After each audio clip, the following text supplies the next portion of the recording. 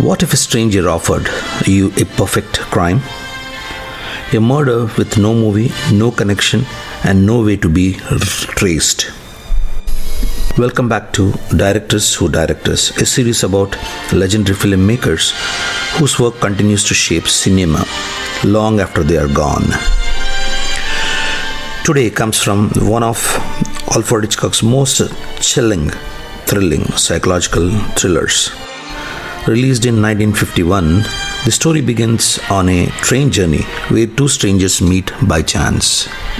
One is Guy Haynes, a professional tennis player trying to build a respectable life. The other is Bruno Antony, a charming but deeply unsettling young man. At first, Bruno seems friendly, even amusing, but during their conversation, he reveals a strange theory. He calls it perfect murder. Explains his idea with disturbing enthusiasm. Two strangers could swap murders. Guy would kill someone Bruno wants gone. Bruno would kill someone Guy wants gone. Because they have no connection to each other, there would be no motive.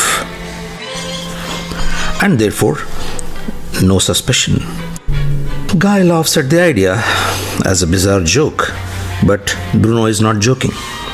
Soon after, Guy's troublesome wife, who refuses to grant him a divorce, is suddenly found murdered, and Bruno claims the responsibility.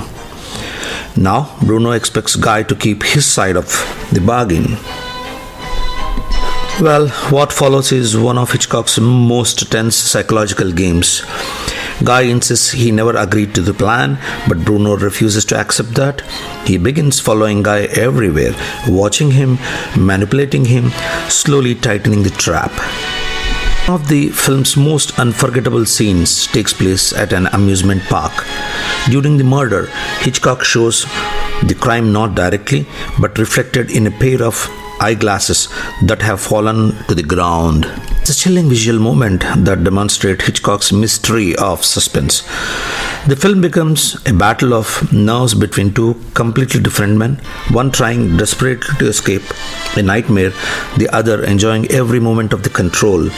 Bruno Antony remains one of Hitchcock's most fascinating villains, charming and terrifyingly unpredictable.